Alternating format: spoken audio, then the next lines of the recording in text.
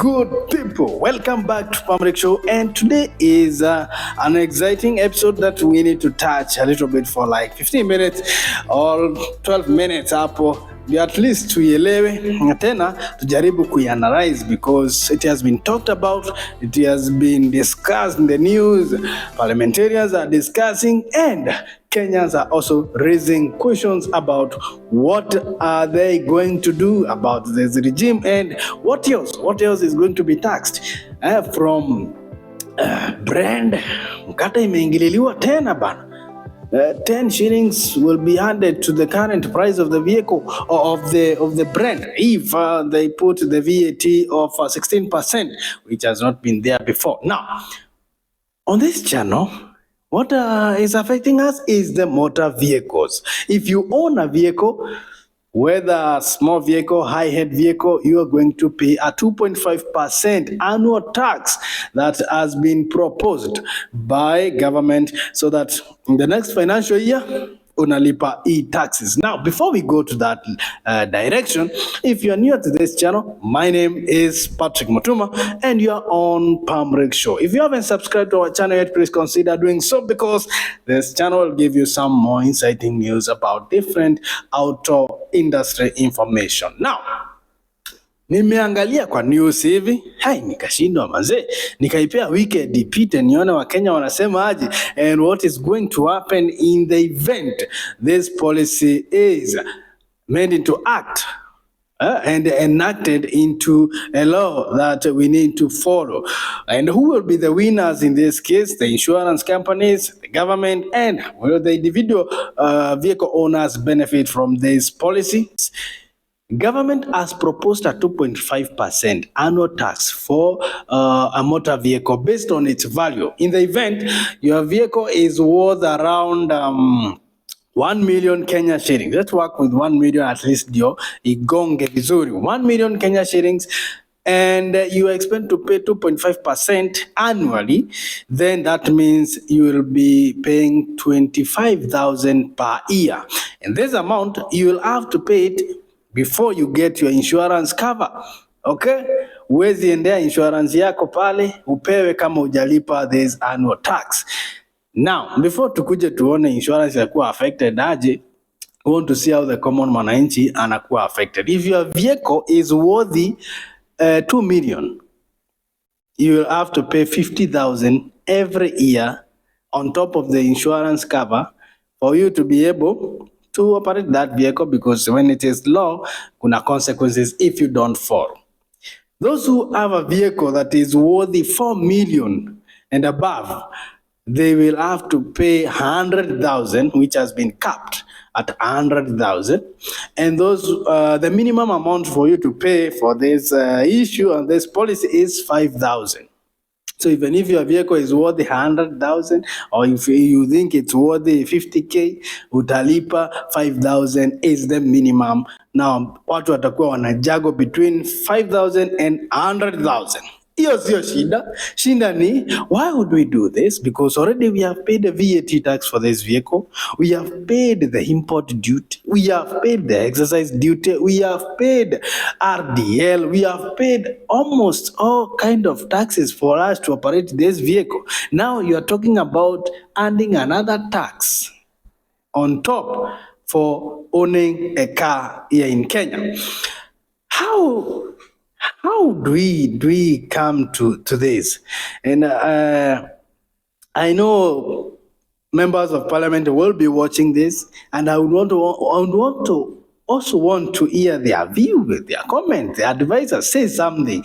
Do you think it's making sense? It's making sense. And to the Kenyans out there, if your vehicle now you think it's worth 500,000. Unafaa ulipe pesa ngapi? Hapo unafaa ulipe like 12,500 shillings. Now, coming back to how will they implement this and how some Kenyans can work their way out of this is going back to third-party insurance policy. Third-party insurance policy, naona, nobody asks you about maybe the value of your vehicle. They work on average.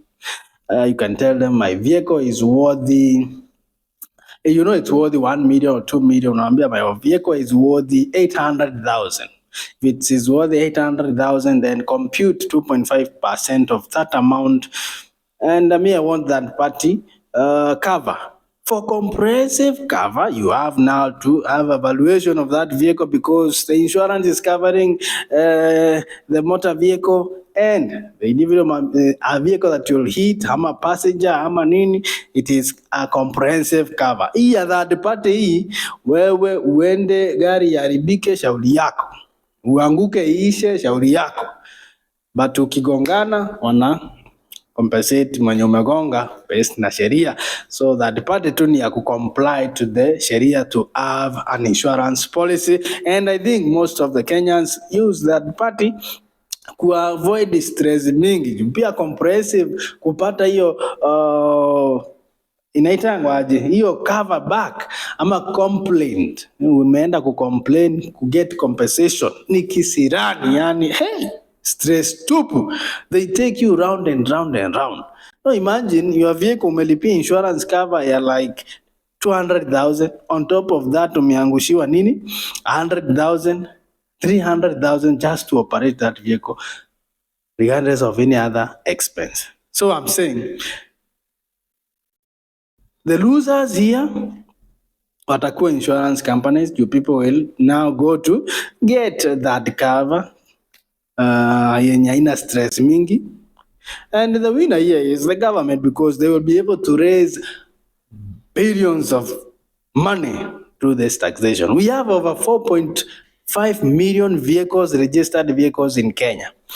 4.5 million vehicles, where they can raise around 800. If on average we are paying 20,000 per vehicle, 20,000 to work on 20,000, now everybody now is paying for the registered vehicle in Kenya. We have 4.3 million vehicles as per the records of the registered vehicles ya 2021. So kutoka 2022 2023 motor vehicle registration ilienda chini, but we are working on an average of, let's say, 4.5 million vehicles are registered in Kenya, and each vehicle is paying 20,000 on average. So the government can be able to raise over 8 billion Kenya shillings per year.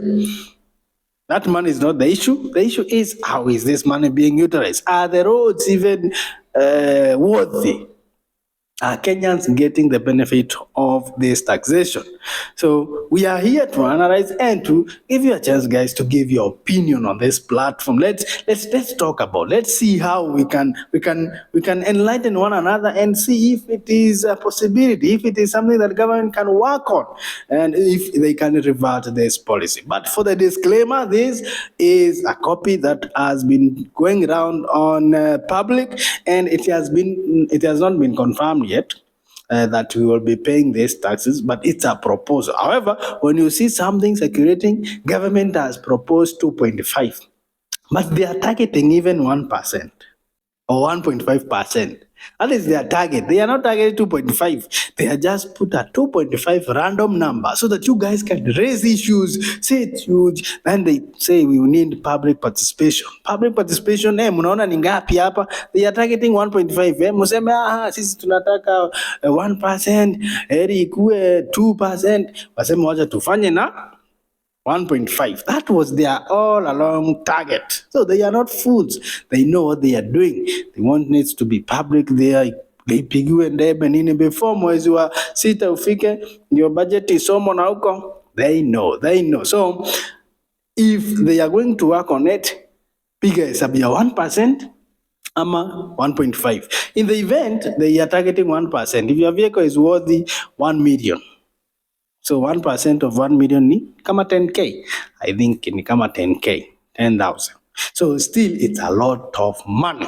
Hata ikienda 0.5%, still it's a lot of money.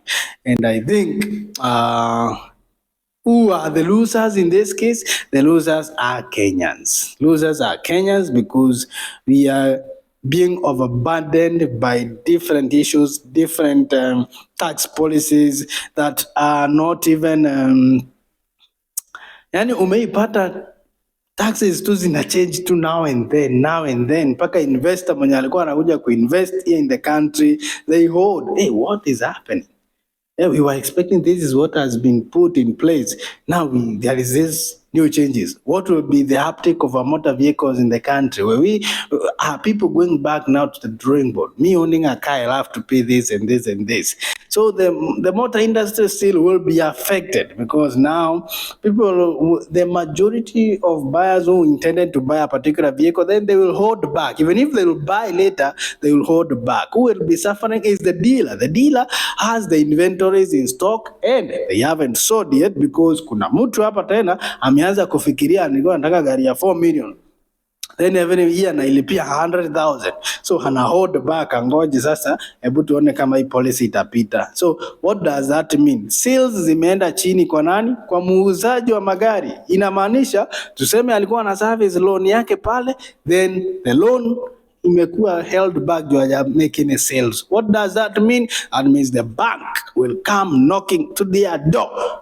Knocking to their door, it means auctioneers are coming. When the auctioneers are coming, ya huyu Pamri kametokea hapa sasa, kuna hizi zina auction. So it is affecting the entire ecosystem in the economy, and we have to view it diversively and also in a different manner, because kitu kama hii, a policy like this, it's emotional, and something that is emotional inafanya kila mtu ana hold back and rethink their decision. So please, yeah, it is something that we can talk, we can discuss, but still we need to find a way that we can work harmoniously. And I know government should have another way of making people to spend more, because Kenyans have money, but taxing them more will make them hold back.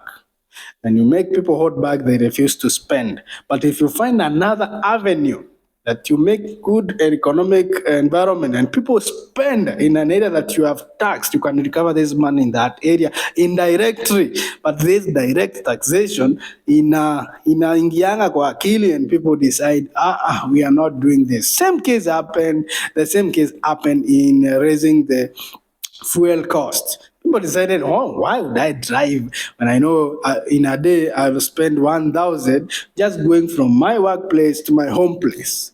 And I know if I can use a bus, then I can just use 200 shillings. Okay, people decide we are not driving. Who will suffer? The oil and petroleum sellers.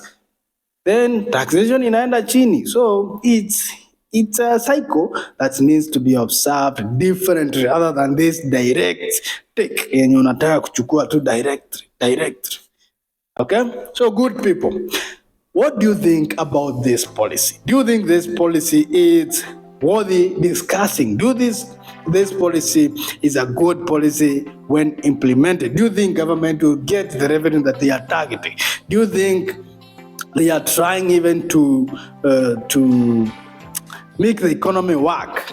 Because I think kama mtu unashindwa kulipia comprehensive insurance ya gari yako, unaambiwa ni 40,000 per year, inakulemea, ni kuambiwa tena annual tax ndio ukuwe na hii gari kwa barabara, annual tax ya sijui how much of maybe 40,000, another 40k, hey, ama hata 60,000 per year. Who will pay that? Even if you have the money, it does not make sense at all. So good people, it is painful, it is unbelievable, but still,